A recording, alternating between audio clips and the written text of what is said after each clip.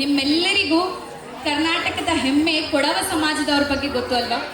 They have immense contribution to the military, that is Indian army. So if you go to Kodava, that Kodagu Coorg, at least one for each family, at least there will be one person who's been recruited in the Indian Army. So that is the pride, legacy of a community from Karnataka. A huge round of applause to that. So for performing and showing their life and their depiction, we have 7th standard students performing for Kodava dance, that is Muttinahara film. I want you to all welcome with a huge round of applause.